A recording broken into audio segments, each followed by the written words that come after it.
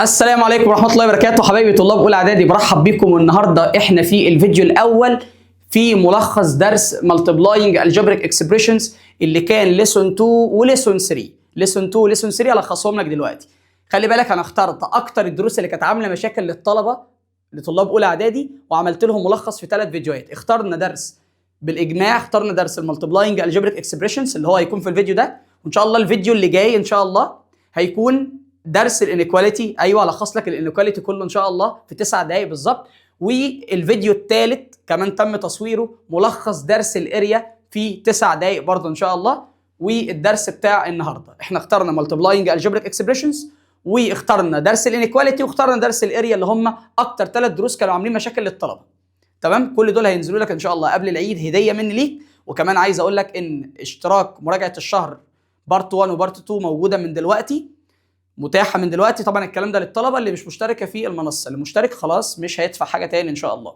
تمام، تعالى بقى كده ركز معايا، يلا بينا. بص بقى، مالتيبلاينج الجبريك اكسبريشنز، اول حاجه كنت عايز اقول لك لما يجي لك مثلا ده اسمه ترم، تروح تعمل له تايمز ترم مثلا 5x مثلا باور 2y مثلا.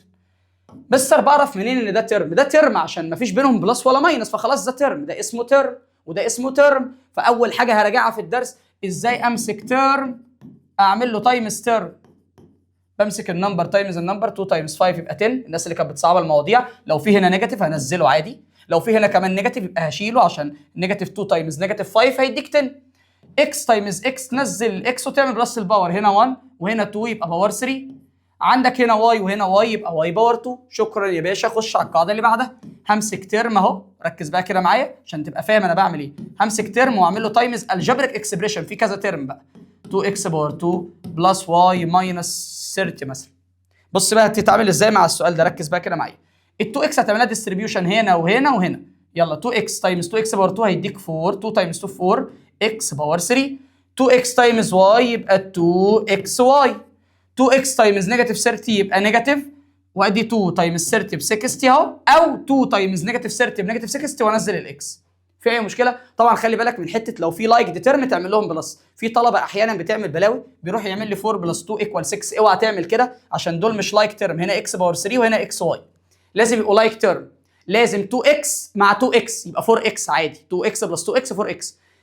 3x سكويرد مع 3x سكويرد 6x سكويرد. 2x سكويرد مع 4x سكويرد 6x سكويرد عادي.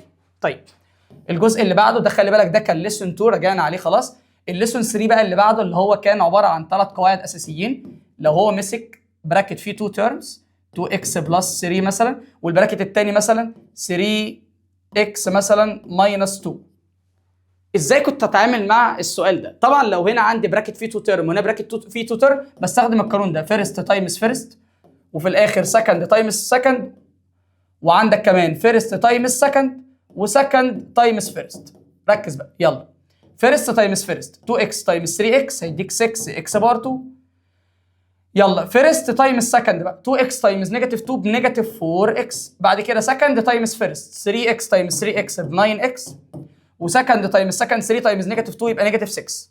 الناس اللي كانت بتقول لي يا مستر في طريقه، انت ما قلتهاش يا عم ولا طريقه ولا حاجه. هو كل اللي بيقول لك ايه؟ بيقول لك ان ده بينزل عادي كده اهو، والنيجاتيف 6 بتنزل عادي، ودول لايك تيرم بيبقى بنسبه كبيره لايك تيرم بتعمل لهم ادنج مع بعض. نيجاتيف 4 بلس 9 هيديك يا باشا 5x، وده الناتج النهائي. القاعده اللي بعدها براكت باور 2 يقول لك 2x بلس 3 باور 2. القانون بيتفك ازاي؟ تمسك الاولاني تعمل له باور 2، تمسك الثاني ده تعمل له باور 2 بس بعيد شويه، ودي دايما بوزيتيف. وفي النص فيرست تايمز سكند تايمز 2 يبقى 2x تايمز 3 يبقى 6x تايمز 2 يبقى 12x، ودي بوزيتيف عادي.